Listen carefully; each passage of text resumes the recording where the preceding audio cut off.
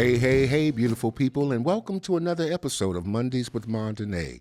This is where we dive deep into life, love, liberty, democracy, and now more than ever, we need to tell the truth. I'm your host, Edie Mondaine, and coming to you from Portland, Oregon, where the spirit is always resilient and the conversation stays rooted in what matters the most. Tonight, we're talking about the state of Black America, not just in the streets, but in the stadiums, locker rooms, and boardrooms. And joining me is a man who's been tracking that intersection for over a year. As a matter of fact, this is his second year now. He's the voice behind the X Factor Sports podcast out of Kansas City, Missouri. A brother, a cousin from another mother, and the same grandfather and all that other stuff, who understand that sports are never just about the game. Please welcome my bruh, Jay Mondaine. Yo. Where are we? Jay, welcome to the show. We started this journey around the same time 2 years ago. You just reminded me tonight. Two brothers, two mics, and a commitment to speak truth. Let's kick this off. What are you seeing right now in the climate of Black America, and how is it showing up in the world of sports? Talk to us.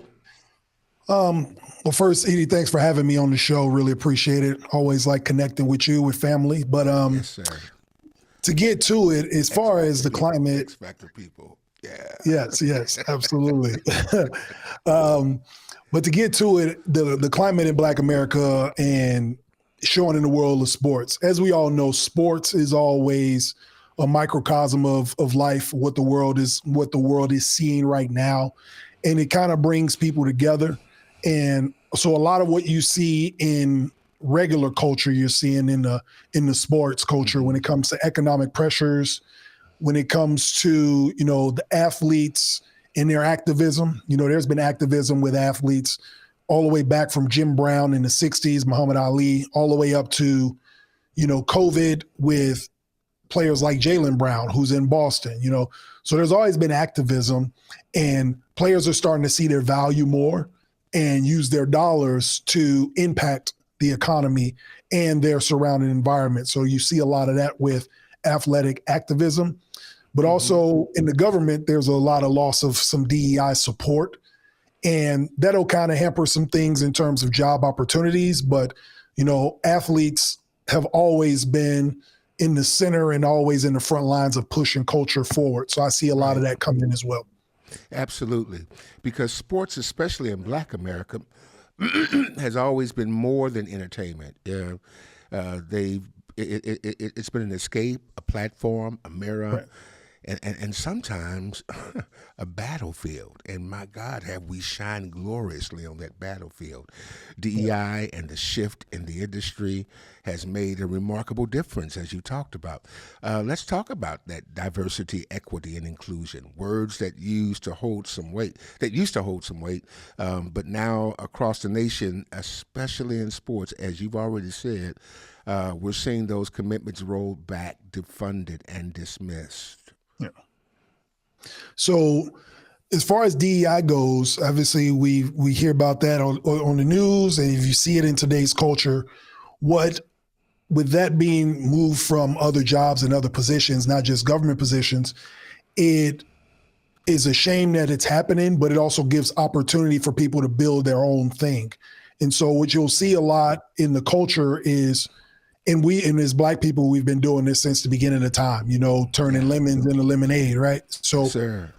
I feel like that'll be the same type of movement that you'll see going forward, especially now in sports culture. But even with the lack of Black ownership, you're starting to see more of that with athletes taking up ownership in other sports. You have players like LeBron James or Carmelo Anthony, who retired from the NBA, owning part ownership in soccer teams over in Europe and in South America. So a lot of that is already happening. It's just time to push that forward into our communities as well. Oh, wow. Amen. And here's the real. When DEI disappears, so do opportunities for black executives, coaches, trainers, and even media voices. What happens in sports is a reflection of what happens in America. And that's the beauty of, I'm not a sportsman, but I appreciate the ideology and I appreciate the commitment to the game, and I understand the whole factor in it. Where we're going is... more importantly, what should Black America be looking for in this next phase? What should our focus be here? Well, like we alluded to already about the Black ownership, but it actually starts at a younger age, even if it starts with youth development, identifying the mental health that's going on in communities, but getting young people into youth sports, because you don't just learn sports. Like for me, I was an athlete my whole life, but you learn a sense of accountability, friendship, teamwork. You learn a sense of accomplishment. So with all of that, and now we have college athletes who are getting into NIL, which is name, image, and likeness. Yes. So younger athletes are already being empowered financially. Now it's just now it's about teaching them about the economics of the money they're earning. What do you do with that money moving forward, as you become a professional in whatever field it is? If you don't become a professional athlete, you're still a Black person in America that needs to succeed. So just taking those things and moving forward with them and investing in potentially Black ownership. I wish that all children, boys and girls, would become somewhat acquainted to being an athlete. How about that? Because I think it conditions us, and it gives us the spirit of resilience, and it creates this combativeness in us that makes us not afraid to fight. We just can't play the game. We have to own it, shape it, and protect it. We've looked at some ways to get involved. Let's start and talking about this, and having a real great dialogue in community everywhere, especially in our schools. But I want you to suggest 4 different ways that we need to speak on, get involved with, and be active in as we leave tonight. Yeah, okay. So 4 things, meaning like getting involved in sports or moving forward, on and off the field, I imagine is what you're asking. So I would say, first off, I would use myself as an example, someone that played the sport, not at the professional level of the NBA, but played it at a high level, and can speak to what an athlete goes through, what a Black athlete goes through specifically. So when we talk about media, Black-led media, and telling it from our perspective, and getting people like us to tune in, not just to say, hey, I know that person, but to actually subscribe to the work, to like it, share it, follow it, tell other people, hey, this guy has his own perspective on sports from his point of view, and it's a fresh take. So that's an example. I alluded to this earlier, invested in youth sports, getting back into the community, underserved, underprivileged communities like the ones we grew up in. And that's where the pipeline starts, at the grassroots level. And a lot of corporations, you see it on TV and on social media, a lot of corporations may be there for a day, or maybe, they have to do some sort of benefit, but actually investing in grassroots and helping these kids come up in a positive way, I think would help too. And like sports, how coaches demand accountability, as people, we should be demanding accountability as well from these major league sports, MLB, NFL, NBA, to give back. We come from the same communities as you, we look the same. So where's the back and forth? You want us to be fans of your sport. There should be some accountability to reach back. So I think that because the money is coming from the fans, you don't get these sports to make billions of dollars without the support in the eyes of the people. So I think that should be a symbiotic relationship there. And then Lastly, educating athletes about ownership, right? So now that you have NIL money for 18, 19-year-olds and you have professional athletes making hundreds of millions of dollars, now let's talk about generational wealth and ownership. Let's not talk about having these contracts and just fading away. Let's talk about how do we expand? How do we get into boardrooms? How do we make real decisions with these sports? Because a young person in our neighborhood seeing someone that looks like them being able to show change in sports at an executive level shows I don't have to be an athlete. I can go to school, be educated, and make decisions and make change in the sport I love to watch and be a fan of. So I think that's a lot of what happens there and can build their own legacy from that point of view. So I tell you what, go ahead. No, I was just going to end it with that. Like that, there's more ways to impact sports than just playing the game. And if you see more people like us in the boardrooms, that's another way to get to that point.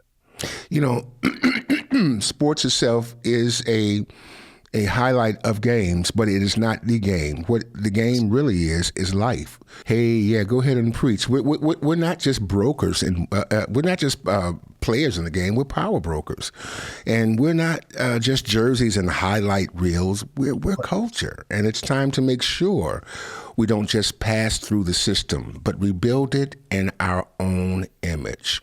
Yes, Jay. It is always an honor being with you. I'm so glad that we've been taking this journey together. I'm excited about what you're doing. I'm always looking, and every now and then I catch an episode. Thank you for standing in the gap, for speaking on what matters, and for reminding us that we just don't show up. We shake things up. And man, whatever we can do to support you, we want to be able to do that. Talk to us about what's coming up next for you for a second, and how we can what we should be looking for at the X Factor. For sure. So the X Factor Sports Podcast, you can catch us every Wednesday night on YouTube at 7 p.m. Central Time.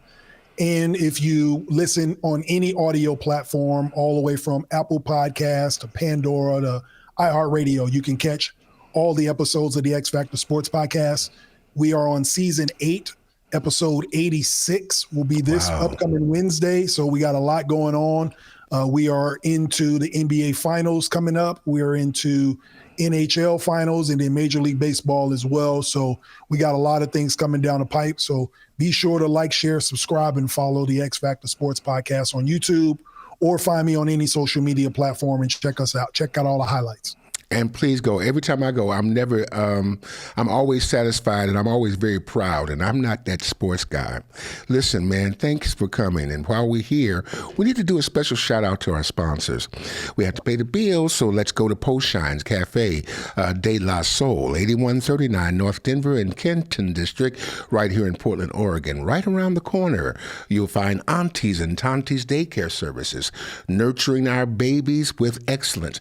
Excuse me. Adorn electricity. It lights up our light and paves our ways forward. Come and visit us at Celebration Tabernacle every Sunday morning at 11 o'clock a.m. I'm here to greet you, and we're here to throw our loving arms around you. Mwah! And to our powerhouse team, Dion, Robin, Andy, Paul, and Miss Taviana. She stands just as tall. Thank you that none of them stand greater or lesser, but they're here to make me shine. Follow us on Facebook. Subscribe on YouTube. Turn your notifications on and never miss a beat here at Mondays with Mondaine. We don't just chase the beat, we make it. And until next time, stay informed, stay inspired, and keep shining your light. Peace. I talk about a lot about knowing where you came from to know where you're going. Well, I came from the projects of St. Louis, Missouri, and I ended up into the majestic mountaintops of Portland, Oregon. It's been a wonderful journey, and Lewis and Clark took that journey from St. Louis to Portland, and I took it too. It talks about who I am, and as I'm with you often in cyberspace or on websites or on the, what do you call it, social media, I want you to know a little bit about me and who I am. This book talks about my fantasies, my failures, my triumphs, and more than that, it talks about the resiliency of being able to continue to go forward regardless of the odds. I'd get a copy. It's called From Maladies to Melodies. And I hope that you enjoy it and give me some feedback. God bless. Hey, it's time for you to come to Post Shine. Check out that catfish sandwich. Oh my goodness, is that the shrimp po' boy? Man, look at that chocolate chip cake. Man, I need to get over to Post Shines at 8139 North Denver right now because this food looks delicious. Or call if you'd like, 503-978-9000. And don't miss it, you'll be sorry. In times gone past, we find ourselves making excuses so that people reminded, ooh, I've got to get home and tend to the brand new missus. I need some time alone.